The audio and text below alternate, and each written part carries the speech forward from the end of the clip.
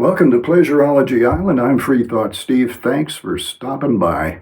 This is the home of sex-positive humanism, and this is the seminar for sex-positive humanistic psychology. My educational goal here is to help you, to help everybody, learn how to realize your full potential for sexual pleasure. How to realize your full potential for sexual pleasure, because you have a lot more potential for sexual pleasure than you realize at the moment. You have a lot more potential than you've been using at the moment, using up till now. And my goal is to help you learn how to use more of your potential for sexual pleasure. We all have a sexual pleasure generating system that's built into us, and it goes from our brain down to our sex organs and back up to our brain. It involves our entire body. It involves especially the part of the brain called the emotional brain. And I've talked to you a lot about the emotional brain.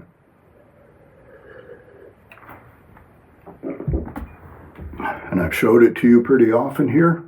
If this is the outside of the brain, this is the front of the brain, this is the back of the brain, and then you turn the brain around, and now this is the front of the brain, this is the back of the brain, and all this area here in red, that's the emotional brain, and it sends nerve impulses down into the body by means of what is known as the autonomic nervous system. And the autonomic nervous system is what produces sexual arousal or the absence of sexual arousal, depending on whether the emotional brain is sending sexual arousal nerve impulses down the spinal cord to the nerves that open up the blood vessels that allow blood to flow into the sex organs, causing, in women, vaginal lubrication and clitoral erection, and in men, causing erection of the penis. And that's the function that was interrupted, was short-circuited in me when I was first trying to have partner sex back in 1972 when I was 23 years old. Excuse me. Obviously the most humiliating experience of my life, after the second time it happened, I went looking for a cliff to throw myself off of because I was suicidal. I didn't want to live if my erectile function wasn't going to work. In those days, we didn't call it erectile dysfunction. It was simply known as impotence, meaning you didn't have the power to get it up and please a woman sexually. And nothing could be more humiliating than that. I'd never had any problem up until I tried to have partner sex. I had never had any trouble getting an erection when I masturbated, and I always had an erection when I was petting with my girlfriends, and I had an erection the one time that I was with a girlfriend who we had been boyfriend and girlfriend for about 4 months by that time. And it was the last night before she was going to leave. She had come out to visit me on the west coast of California, and she was heading back east to Virginia to go to school back there. And it was her last night there, and we were both naked, and she was finally willing to let me have sex, but I hadn't anticipated, I didn't know she was going to be willing to let me have sex with her on that last night, so I didn't have a condom or anything, and she wasn't using birth control. And so I had to make a choice between having my first sexual experience, which would have been really nice, and I was all ready to have it. I had a full erection on, and my penis was poised right outside the entrance to her vagina, and she was, ready, willing, and able. And I had to make a choice, between having that successful, first experience with sex. I mean, I would definitely have gotten my penis inside her vagina there. It probably wouldn't have lasted more than a minute or two. And then I would have had to face the consequences if she had gotten pregnant, it would have completely derailed both of our lives. I'm not sure back in 1972. I think she would have been able to get an abortion if she had wanted to. But in any case, I didn't want to take that chance. I was young. I was 23 or 22 actually at that time. And I wanted to be free to live my life without worrying about a baby and a wife or anything like that. And in those days, if you got a woman pregnant, you were supposed to marry her. And so that was kind of the bargain that she was offering me was, well, I'll let you have sex with me, but I might get pregnant, and if I do, then you'll have to marry me. That was kind of the unspoken price of having sex with her that night, and I decided the price was too high.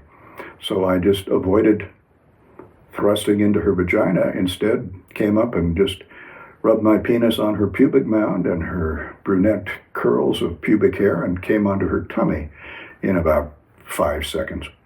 Which is about how long it would have taken me to come probably if I'd gone into her vagina. So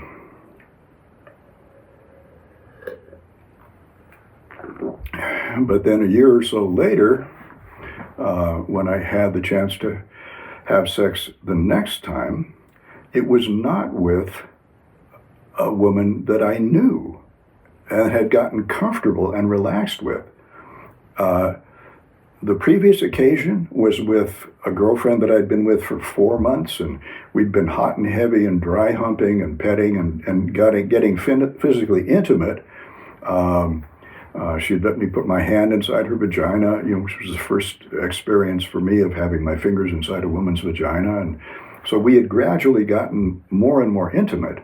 So my body was very relaxed with her and, so very turned on and would have been ready to have intercourse because we had been going together for 4 months. But the next time that I had the opportunity to have sex was with a girl that I had only started really dating, so to speak, the night before. I mean, not even 24 hours. And we were outside of London on the playing fields of Eton during summer vacation when nobody was out there, by the beautiful river that ran by the field there, and Windsor Castle on the other side of the stream, beautiful idyllic place. And we were on a picnic basket making out, and I was turned on and she was turned on, and it was really fun, and we could have gone on doing that all afternoon as far as I was concerned. But she said, why don't we go back to the hotel and have sex? And I'd been waiting so long for this opportunity that I didn't want to turn it down. I should have said, well, let's just get to know each other better. Let's take a little longer. There's no rush about this. She thought there was a rush about this because we were on a 3-week class in England, and it was flying back to California, and we wouldn't see each other again. So she was on a strict schedule, and she was going to a college where they were on the quarter system, which is the capitalist system of education, where you just have to rush all the time. So she was on a much faster schedule than I was. I was like, semester system. Let's have a little bit longer to take care of things. But anyway. I didn't realize it was going to be a problem. The fact that I didn't know her very well, that I wasn't relaxed with her. So we get on the train to ride back to London. It's a half an hour ride back to London. And I'm sitting there thinking, wow, I'm finally going to have sex. And I got nervous. I got anxious about it because I'd never done it before. And it was a first time experience. And, all my training, my Christian upbringing, was that you were not supposed to have sex until you were married. So having sex and not being married to this girl was, and he made it an even bigger deal. Not just the first time that I'd ever had sex, but, doing it when we weren't married. And so, was God going to be watching me? When you grow up as a Christian, you grow up with the idea that God and Jesus are scrutinizing everything you do. They're always there, looking over your shoulder. You're being observed constantly by the invisible KGB, basically, to make sure, that you don't do anything bad. And I'd had years of masturbation guilt because I was in an emotional conflict between my desire for sexual pleasure and my desire to keep on feeling like a good person. And because of my Christian training, I couldn't feel like I was a good person if I had just masturbated. So I would masturbate, and then I would feel like a terrible person, and then I would have to beg God and Jesus to forgive me one more time and promise that I'll never ever do this again, and keep that promise if I'm lucky for 24 hours. So I'd had years and years of emotional conflict and guilt and anxiety connected with sexual activity, even when it was masturbation sexual activity, which was the only sexual activity that I had the opportunity for, for the first 10 years after I hit puberty. So I took 10 years of guilt-ridden masturbation training, and then all of a sudden I'm going to have sex with a girl that I've just barely met.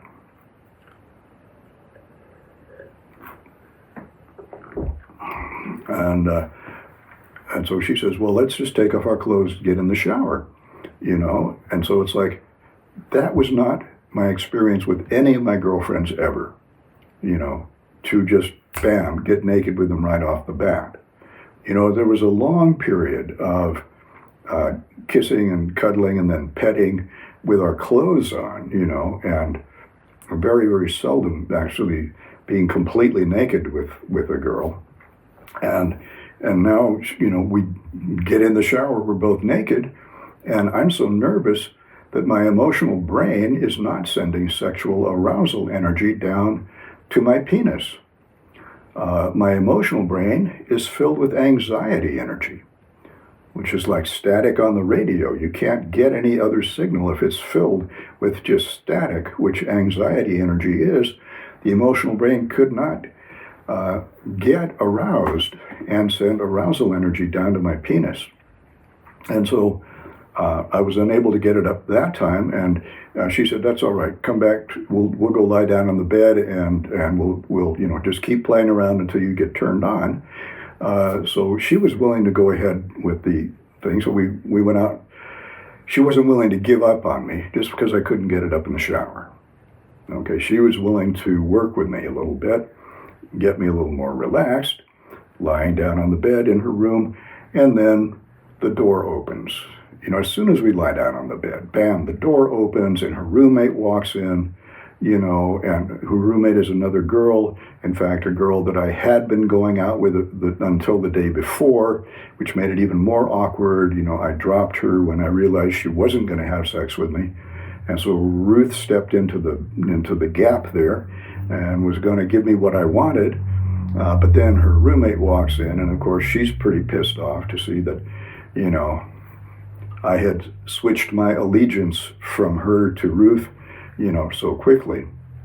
So I had to get dressed and leave, and that was the first experience. The second experience was in a different hotel room in Stratford-on-Avon instead of in London, and we did have more time, but I was so worried about whether I would get it up or not, whether I would be able to have an erection or not, that I couldn't have an erection that time either, because that's what I was anxious about. I was trying too hard. You can't get an erection, by trying to willfully force yourself to. And I've noticed a parallel experience in a book that I was reading called Pure by Linda K. Klein, Klein, where she talks about having been raised in the purity culture of Christianity, and how when she finally felt she was ready to have sex with her boyfriend, she could not do it.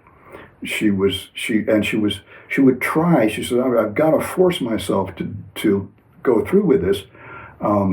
But, her whole pelvis was clenched up, her vagina was shut, and her boyfriend just couldn't get his penis inside, and it was painful.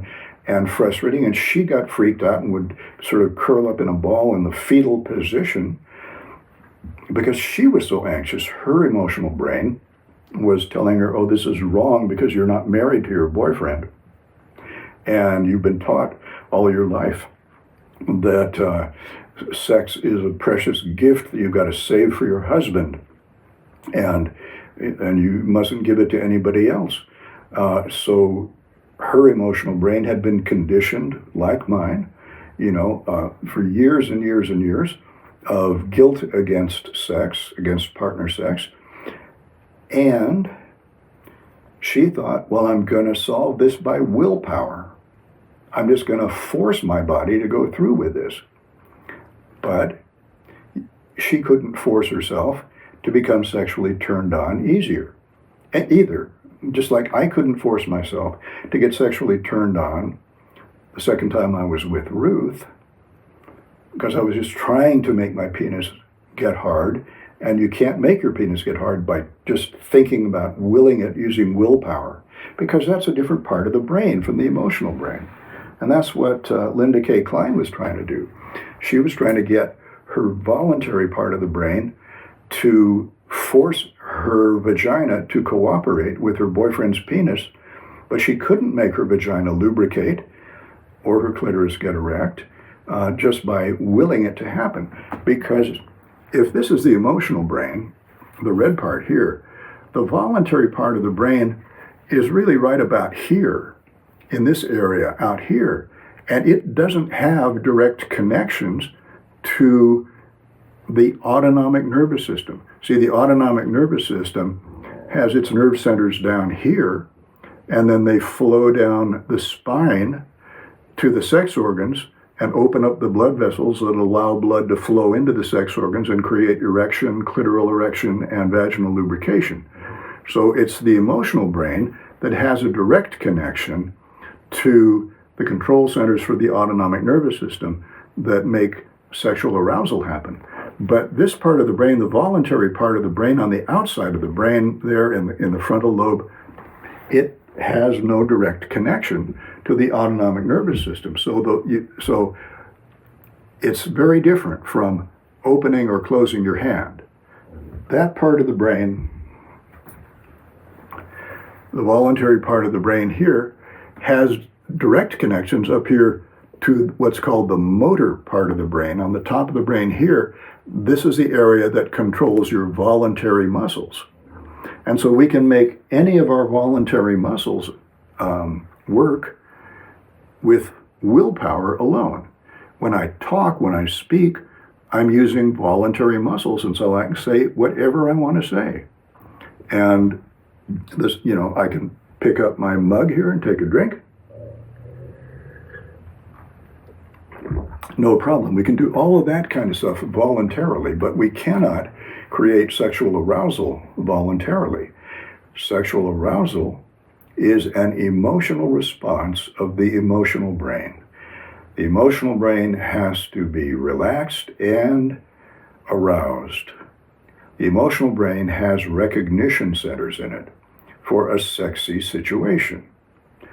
And sure, being naked with Ruth in the shower was a sexy situation, but the sexiness recognition centers of my emotional brain were not in control of my emotional brain.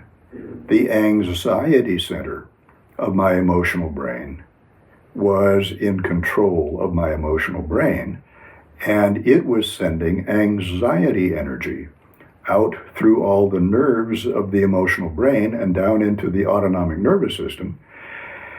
And what anxiety creates is not sexual arousal, but the fight or flight response, which is something entirely different. So I had a battle going on in my emotional brain between anxiety and sexual arousal and my voluntary brain, okay? So we really got three things going on. We've got anxiety and sexual arousal, fighting for control of the emotional brain. And then over here, we've got the voluntary brain trying to force erection or vaginal lubrication to happen, trying to force sexual arousal to happen. So that's a third center, and it's not going to work. And the effort that we're putting out with our voluntary brain to force sexual arousal to occur actually makes it harder for the sexual recognition centers here in the emotional brain to become aroused, to recognize the situation as a sexy situation.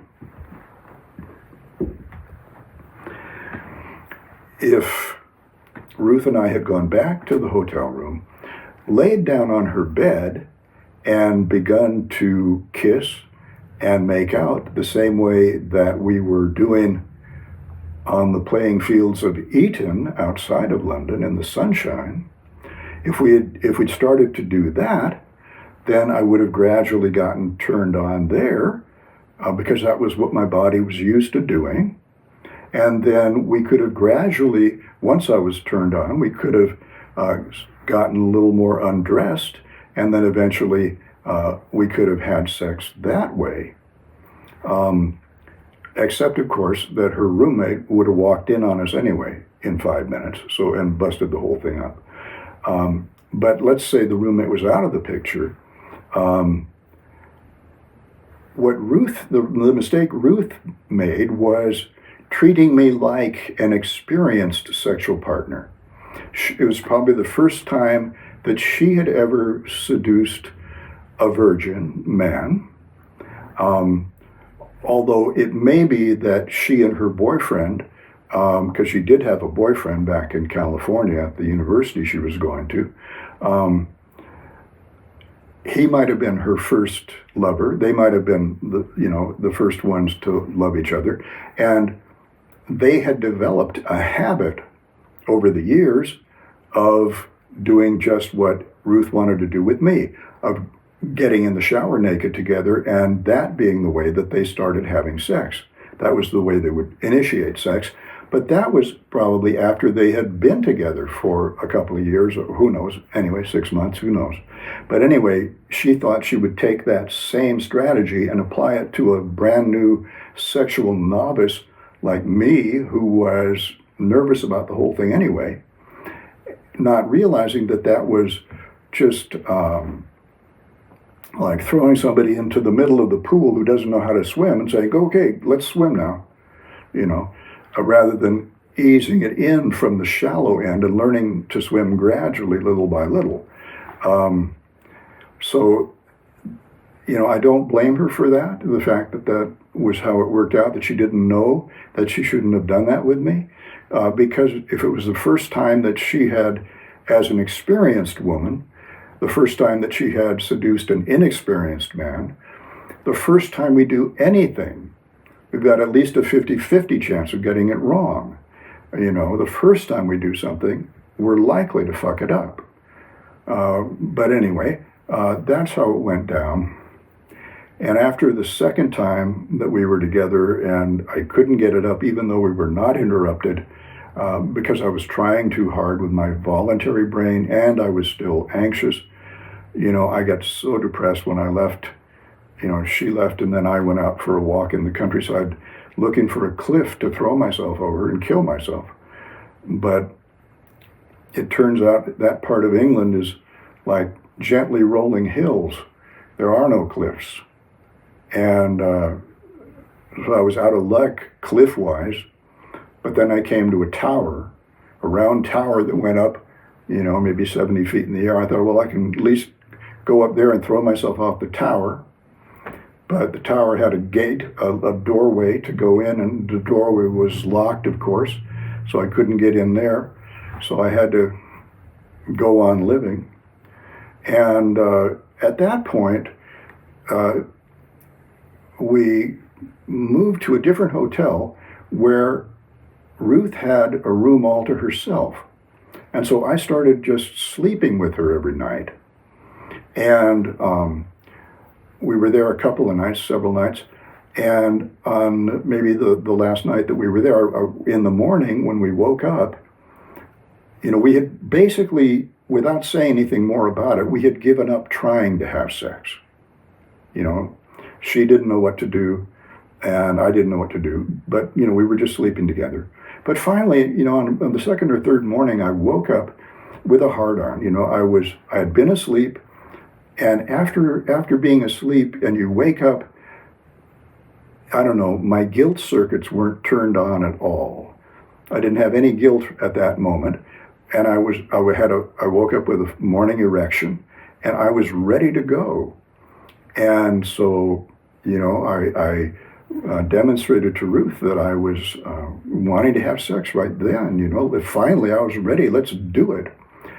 But we were on a class, as I mentioned, and some people were taking the class for credit, but I was not taking the class for credit. But she needed those credits, and she was working towards her degree, and she was on a strict schedule. So the class was going to begin at 8 o'clock. And, we had woken up at like 5 minutes of 8. I was ready to have sex at 5 minutes of 8, but she needed to get to class. And so she just got up and got dressed and went to class and left me there. And that was it. I just really, she didn't understand. She didn't have a clue how important that was to me, and how important it would have been to me for her to, be 10 minutes late for class, because it certainly wouldn't have taken very long. But I at least would have had the experience of successfully having intercourse once. But she was attached to her getting her credits and getting to class on time, so that she didn't jeopardize her grade. She needed to get an A in the class because she was planning to go to graduate school. So my sexual needs took a back seat to her academic needs.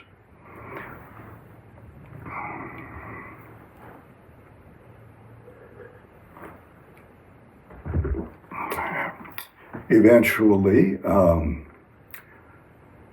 I did learn to have intercourse with young women. It took me several times before I had my first intercourse that really felt good. The first couple times it just felt like a dud. What was that all about? So what? I've had better times masturbating. But the third time, my partner and I got high before we had sex. And so I really enjoyed it. I said, oh, okay, this is what sex is about. Feels really good. I love this. But of course, that was the first, it's like the third time I'd ever had sex. And I only lasted a couple of minutes. And she just wasn't satisfied with that. She'd already had experienced men. And so she didn't want to have anything more to do with me, And I wept, begging her to, please let me continue to stay and have sex with her. But she just wasn't having it. So I had several years where,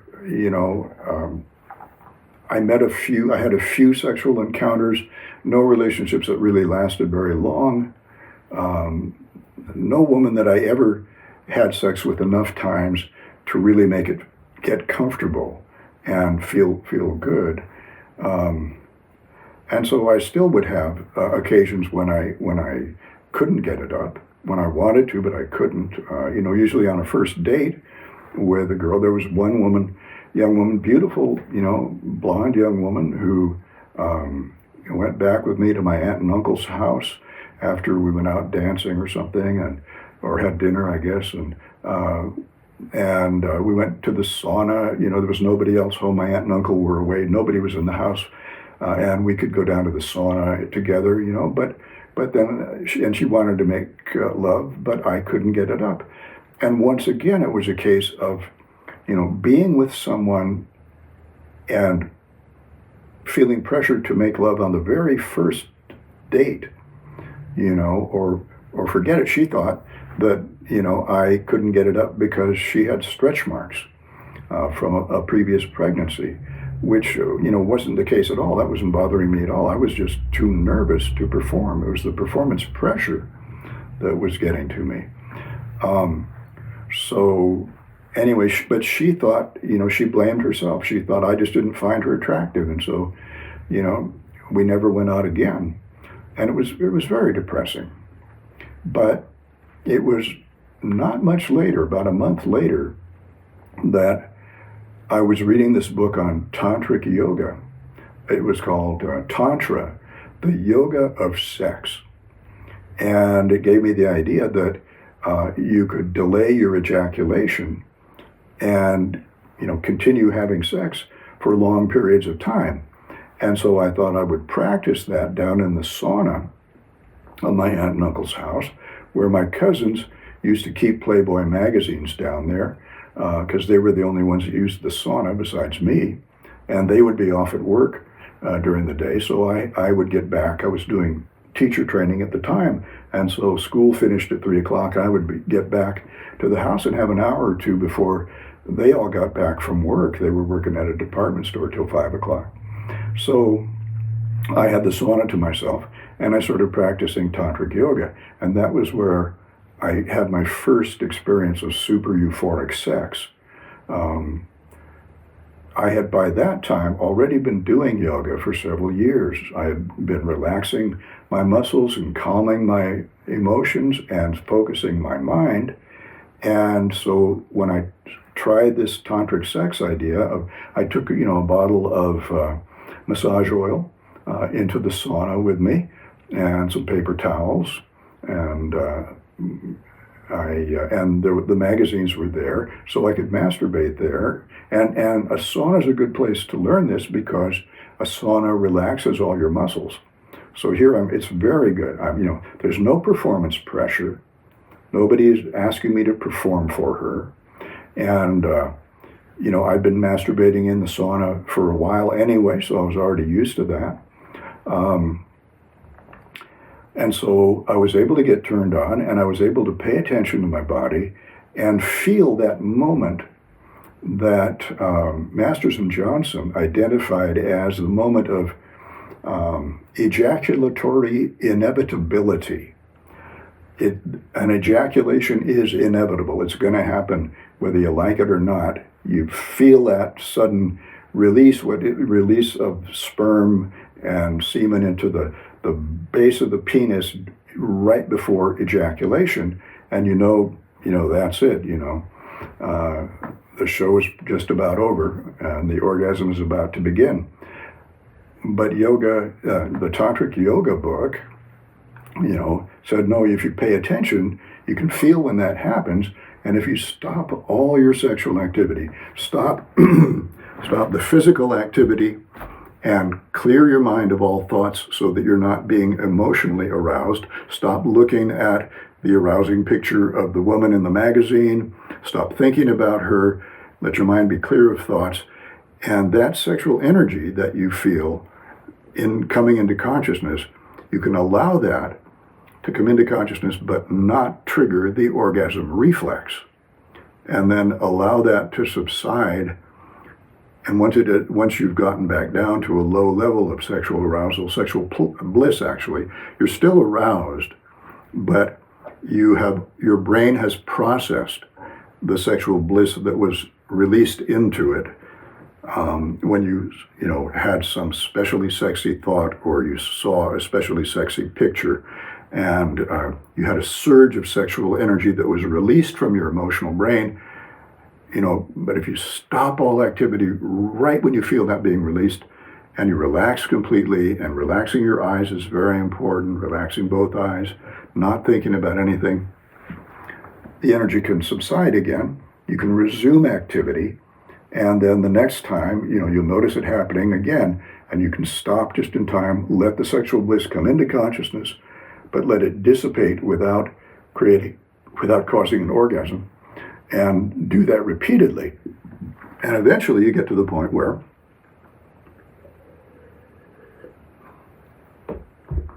I could continue stroking my penis, for long periods of time and being quite highly aroused, but not having an orgasm, but just having my entire consciousness filled with sexual bliss, pre-orgasmic sexual arousal bliss, and then trigger the orgasm and have a cosmic orgasm. That just blew me away, because the Tantric Yoga book didn't say anything about a cosmic orgasm. They talked about not having orgasms at all, but conserving your sexual energy, which is a total waste, really, because you shouldn't bother conserving sperm, because after a week or so of being kept in your penis area, the sperm, after they've been manufactured, they die. They're too old. They're no longer really viable, and they get broken down into their basic proteins and recycled throughout the body to do other stuff. So, and your testes are constantly making millions and millions of more sperm cells every hour. And so you're constantly getting a fresh supply of sperm. So there's no point, conserving your sperm. The Tantric Yoga folks mainly didn't want to have orgasms, not because it was using up sperm or semen, which are renewable resources, but more because of when you have a really powerful cosmic orgasm that surges through your entire brain, every orgasmic wave of pleasure goes through your entire brain, that uses up a lot of sugar and oxygen and neurotransmitters in your brain. It does use up a lot of, brain energy, so to speak. And so after an orgasm, our brain is tired, particularly a cosmic orgasm. Your brain is tired and wants to rest. And the folks who were doing Tantric Yoga thousands of years ago in India, didn't know anything about how the brain worked, and it worried them that, consciousness would get sort of dim after an orgasm, and you could feel the energy flow away, and your energy level dropped, which is actually a good thing. That's shows that you have successfully satisfied your sex drive. After an orgasm, you want to feel exhausted. You want to feel tired and not like doing anything. If you have an orgasm and you still feel wired up and antsy, but now you can't masturbate anymore, so you've got to find some other place to put your energy into, but you're still all jazzed up. That means you haven't had a real powerful orgasm, not a powerful enough orgasm to really totally satisfy your sex drive. So that's why it's good to learn how to relax our body, our emotions, and our consciousness, and have cosmic orgasms. So once I learned how to do that, well, first of all, I started wanting to do nothing but masturbate. I wanted to masturbate for hours and hours at a time, because now that I found that I could, now that I realized that, wow, if I just don't have an orgasm right away, I can go on masturbating indefinitely. And it just felt wonderful. So that was the first thing. But then it began to give me more sexual confidence too. Because now I knew that if I did have the opportunity next time I had the opportunity to have sex with someone, that I would be able to continue as long as I wanted, and that was going to be fun. So it gave me a little more sexual confidence, so I was not quite so anxious. And then it was a year or so later that I was out and hitchhiking from California, heading back toward Georgia, where I was going to school at the time, getting my master's degree in humanistic psychology. And I had been on summer break in California, and then I was hitchhiking back through Arizona. I stopped off in Arizona to see my dad, who was living there. And then he drove me out to sort of the end of the road, in this little mining area. And then there was a road that went north from there and would eventually connect up with the freeway that went across to Gallup, New Mexico. So I hitchhiked through this area. It was actually the White Mountains, I think they call it, of the Apache Indian Reservation in central Arizona. And so I got I got a ride to the other side of the reservation on the north side of the White Mountains, and there was this volcano up there near a town called Sholo. And I had some psychedelic mushrooms that I'd gotten from my friend in California before I left. So I wanted to take those mushrooms on the crater and watch the sunrise, by this volcanic crater. So I slept that night in my sleeping bag out there in the desert, and first thing in the morning I ate the mushrooms, and watched the sun come up, and it was a nice experience. It wasn't fantastic. It wasn't one of my best psychedelic experiences, but it was pretty nice. And I went into Sholo, Arizona, and then from there I hitchhiked up to Gallup, New Mexico, and I found out that near Gallup, New Mexico, out at Window Rock, the headquarters of the Navajo Reservation, they were having the annual Navajo Fair at the Window Rock Fairgrounds. So I decided to hitchhike up and see that, and I get picked up by 4 young Indian guys, 4 young Navajo guys, and they said they would give me a ride out there if I could, give them some money for gas or something. So I gave them some money, but instead of going to get gas, they drove to the nearest liquor store. But instead of going into the liquor store, where I think they didn't sell anything but beer, they went to a car parked on the street nearby, and they bought some bootleg liquor out of the trunk of this car from some bootleg liquor dealer, because it was illegal to have distilled liquor on the Indian reservation. And so then we started to drive out to Window Rock, which was about 10 miles, and they're just passing the bottle back and forth between them, and they're not just taking polite little sips, but, as soon as one guy gets it, he takes a good chunk of the bottle, because it was only like a pint bottle or something.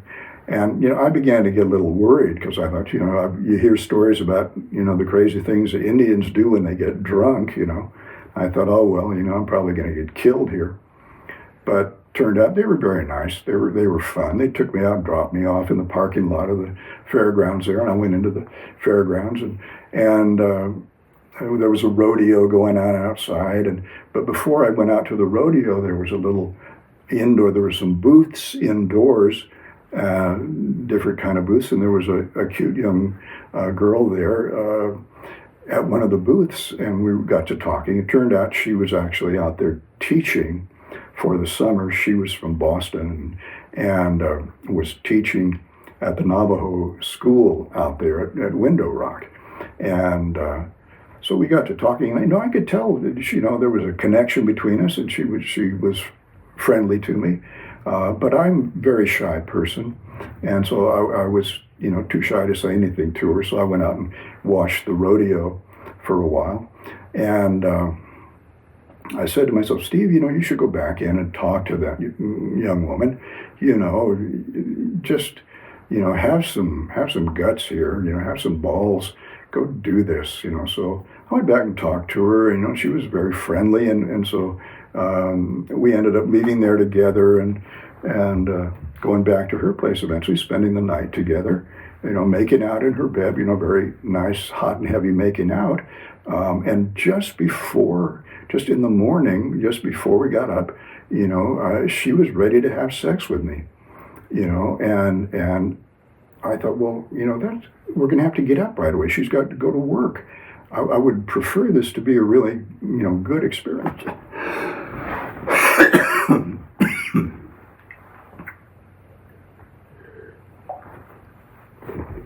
So I said, let's wait and do it tonight.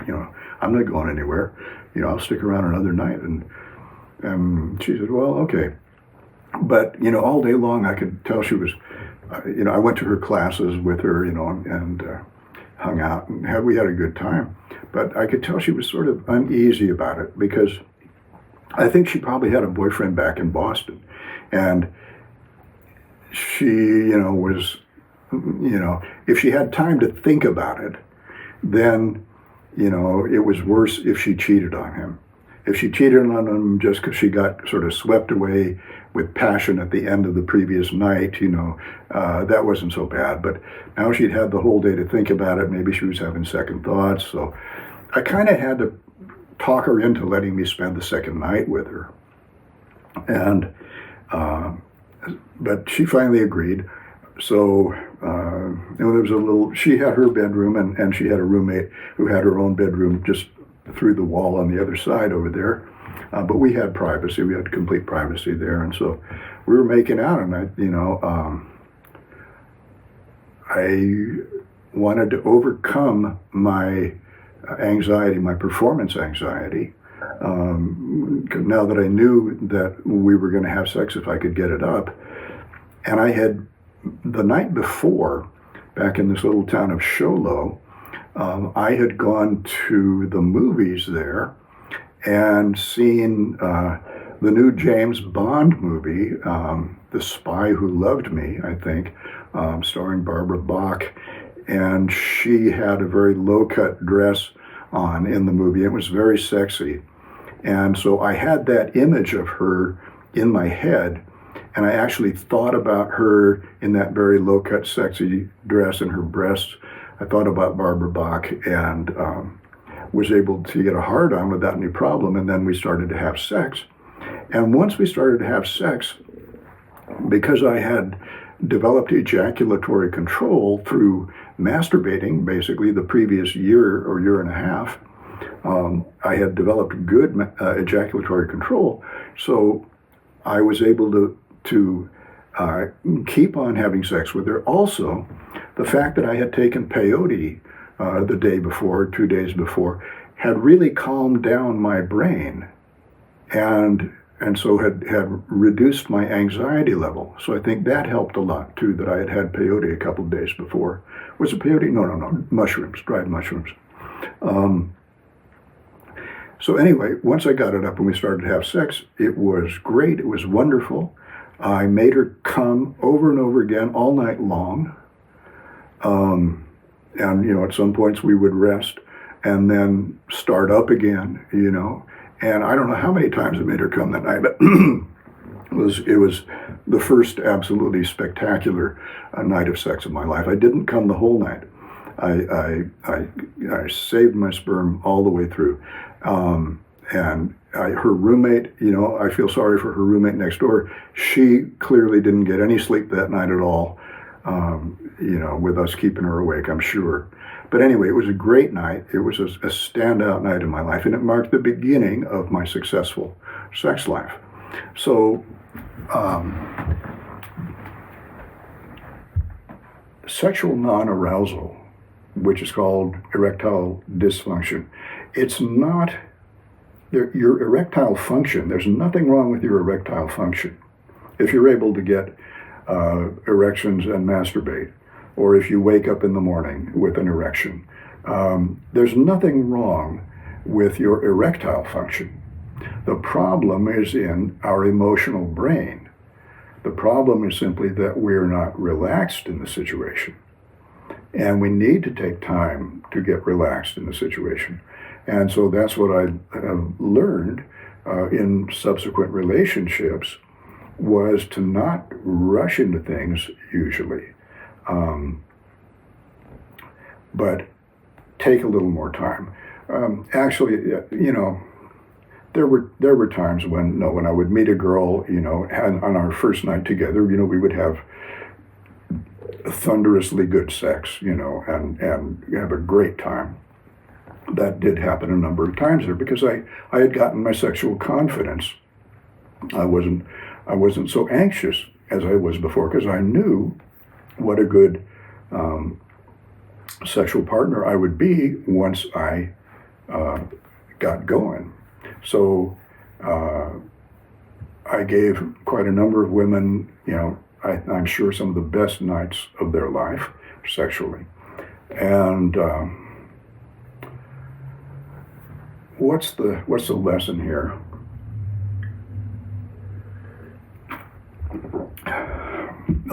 If in doubt, take your time. Don't feel like you've got to have sex with a woman the very first time that you have sex with her, that you go out with her, or that she wants to have sex. If it's too soon, take your time, get to where you're nice and relaxed.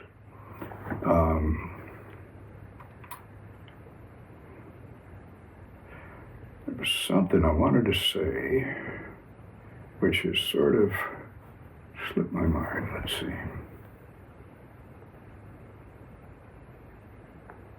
Yeah, okay. Emotional connection. Emotional connection with your partner is just as important as being able to have sex for a long period of time.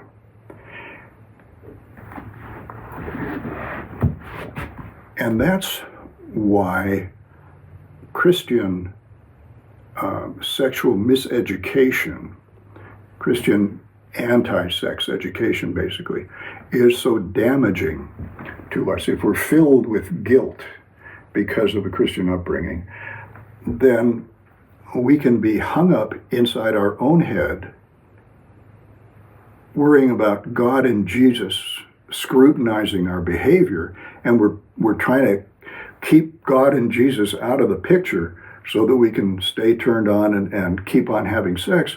But our attention is so focused on that we're not really focused on our partner, the person that we're making love with, the person that we're having sex with. And we should be very much focused on our partner. We should not be worrying about God and Jesus, because they are imaginary, non-physical people, who don't exist.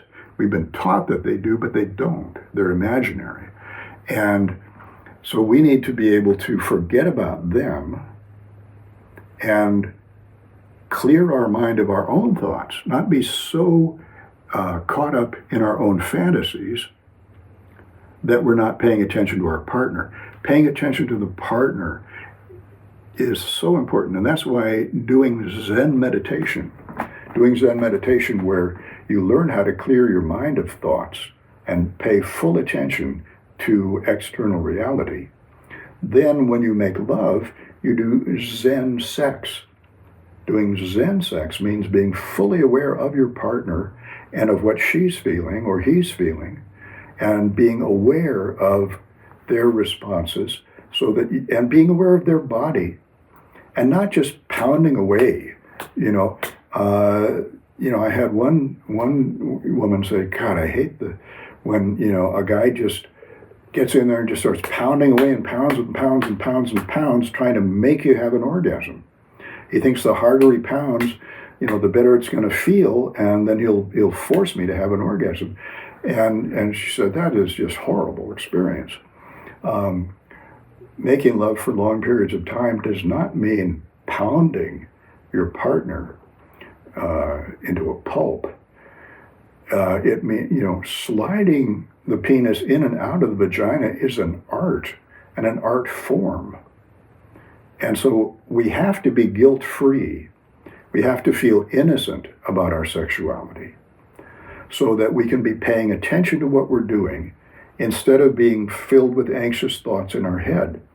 We need to be able to pay attention to how our sexual organs are interacting with the sexual organs of our partner, so that we can give our partner as much pleasure as possible, and so that we can feel our own body and our own pleasure.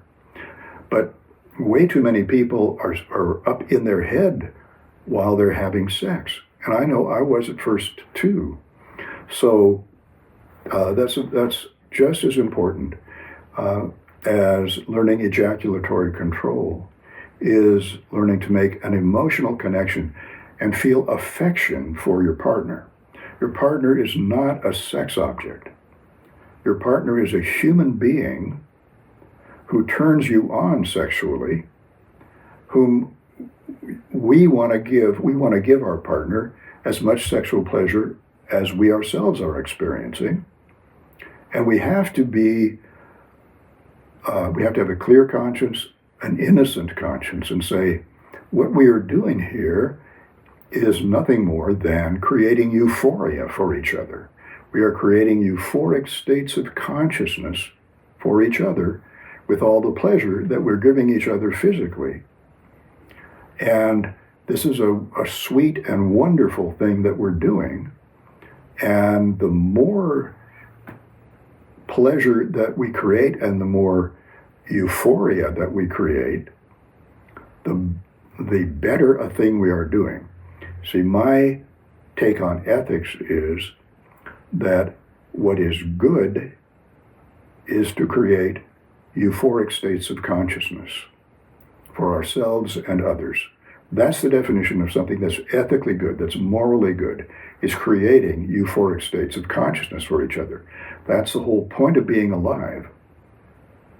And what's ethically bad, that we don't want to do, that's undesirable, is creating unhappy states of consciousness, dysphoric states of consciousness, unpleasant states of consciousness, which is what happens when we make love to someone or we have sex with someone without making love to them. That is, without connecting with them emotionally, but we're just having sex at them. They are an object that we're having sex at. And unfortunately, because a lot of our sexual experience now is with porn, a lot of people, watch porn, and they see the kind of sex that porn portrays, and oftentimes there's little or no emotional connection between the partners in any porn scene. And so the emotional value of a lot of porn is almost nil. There's about no emotional value because the folks are not really showing affection for one another and showing emotional connection with one another. And so that, unfortunately, gives a lot of us the idea that sex is just about sticking the penis in and pumping away and just treating enjoying the other person as a sex object for our own pleasure, and in a very selfish way, instead of the idea that our partner has a sexual pleasure system, their emotional brain and their body. That's their sexual pleasure system. We have a sexual pleasure system, and it goes to our consciousness, her consciousness or his consciousness, and our consciousness. And what we're trying to do is use our sexual pleasure generating systems in an affectionate and caring way, and in an exciting way, a sexually exciting way, showing our sexual desire for the other person, but never forgetting that it's another human being that we're interacting with. This is what counts, is that we're trying to be affectionate and sexy at the same time, and we're trying to make our partner feel just as good as we feel. So that's an ideal that we have to be sex positive, emotionally and intellectually.